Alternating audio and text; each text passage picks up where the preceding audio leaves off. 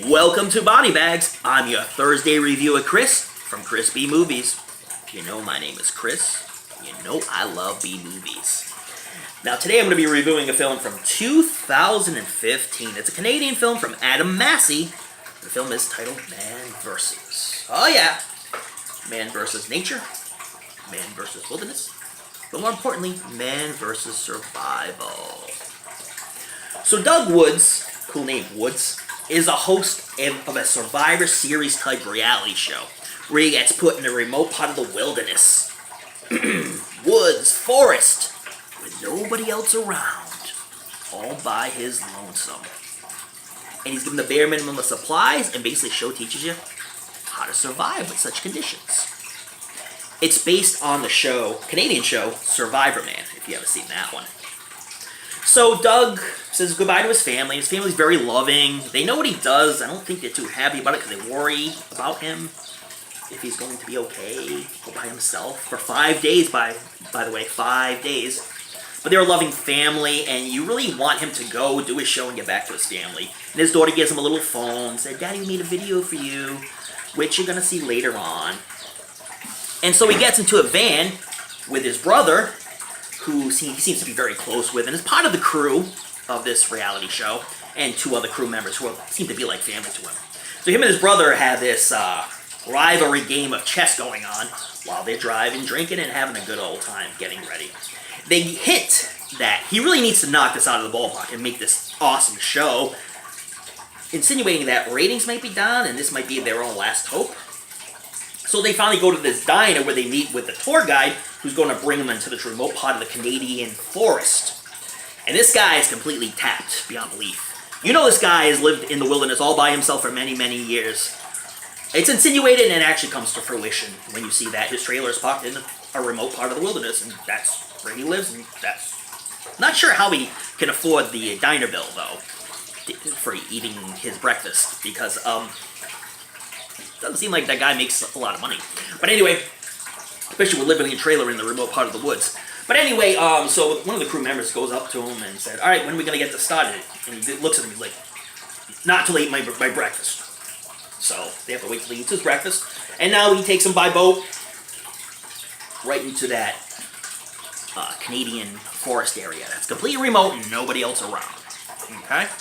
While he's driving, he tells Doug, he's like, "You know something? If you die, the bears will get you and eat you before anyone comes to rescue you." Just let you know. So, kind of freaks Doug out a little bit. But they bring him into the forest area where he's going to be, and they hand him supplies, which is a piece of gum, a bottled water, and an apple, and this phone, for which he can call his crew members if anything goes on. But you know something's going to happen to this phone, right? Come on. You know what's going to happen. Foreshadowing of things to come.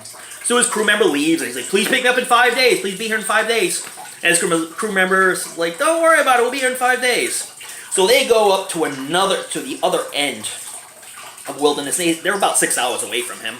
But, you know, they're staying in a remote part of the wilderness with that little tour guide buddy and his little trailer, which, by the way, has good Wi-Fi reception, and he has a TV that's turned on in there, but you'll find out later on. So he's over there, and automatically he's bored, but he's teaching you how to keep yourself occupied on the camera by playing chess by himself. And then he calls his crew members up on the phone, and his brother, and they're talking, but this is the last time he's ever going to talk to him on his phone, because the phone's not going to have the reception. And of course he tries it later and gets no reception. So he builds a shelter, shows you how to build a shelter right under a tree, real cozy, as he says, and he's sleeping, and it's raining and pouring, and he's like, I can remain dry, because I know how to build a perfect shed, but he's getting drenched. Yeah. So he's sleeping, and all of a sudden, this big gust of wind, and this big explosion comes, so he jumps up, and he's looking around, trying to find out what caused this. He couldn't find anything, so he goes back to sleep. But he's not the only one on this island. There's somebody else there, or something else there. You just don't know what it is. So this thing really messes with him. At one point, he's looking for his phone. He can't find the phone. And then he finds the phone all disassembled. and then someone's messing with his chessboard, actually making really good moves, very intelligent moves, and he's like, oh boy, this thing is really intelligent, I could be in some trouble. And then it steals his food. Like, he makes these contraptions to kill rabbits, and then he shows you in graphic detail how to skin a rabbit. It's so gross. But, and then he hangs the other rabbit in a tree, and at one point you see whatever this is taking the rabbit down. And, of course, you find the rabbit already eaten. So he's, like, really miffed about what this is. And I can't really tell you too much about this, because I don't want to give it away. So, at some point in this thing, when he feels that he's not the only one alone, and he knows there's no way to get in touch with his crew, he's going to travel to try to find his crew and the guide and just take them out, because he's done with this show. He's done with this show because he feels like his life could be in danger. And that's all I'm going to tell you about this, because the ending I didn't really see coming, although it insinuated at certain times that it was coming. I really didn't see it coming. And when you find out what this thing is that's on the in the forest with him, it's kind of cool. It wasn't what I expected. And again, I don't want to give too much away, because this is a film that if you give a little too much away, it could ruin the experience for you, and I don't want to do that.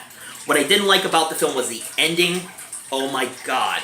Like, alright, you see the video of his daughter sending her daddy the video, when he actually watches it, and his wife, and you see how loving they are, and you really want him to get back to them. More than anything, you want to see a conclusion where he gets back with them. I'm not going to say anything else about it, but kind of leaves things up in the air, so to speak. Kind of leaves things up in the air. I'm not looking for the most coziest of endings. I just kind of want an ending. And if done right, like in the Blair Witch Project, where it left you wondering, it was still kind of creepy. But this kind of just abruptly ended. It was a bit of a slow burn, but didn't have any surprise and gifts at the end that we all needed with a slow burn film. We do see the creature, I think in my opinion, a little too early in the film. They could have, you know, made it linger towards the end where you finally see it. And that would have had more of a powerful impact on things. But of course it didn't happen that way. So be it.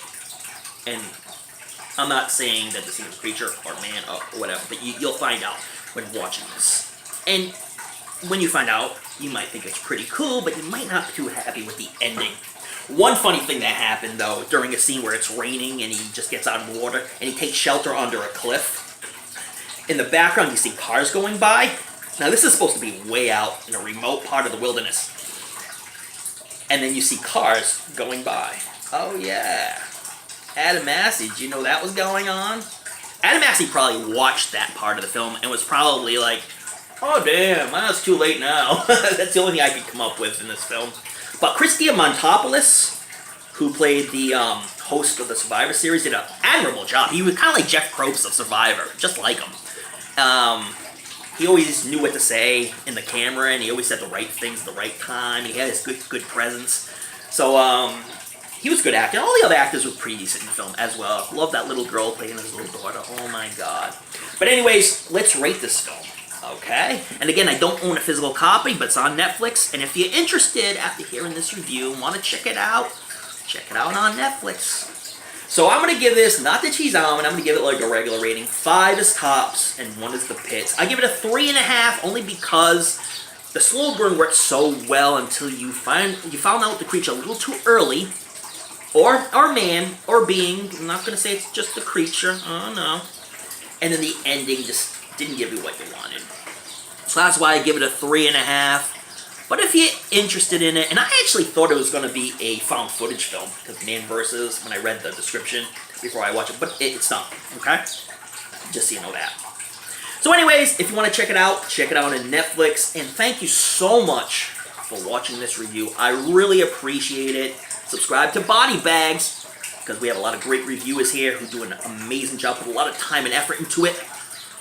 And they like good movies like I do. Oh, yeah. So anyways, check out those late night horror movies. Put on your latest fright rags, but don't forget to tune in to another episode of Body Bags. Check you next Thursday. Later, dudes.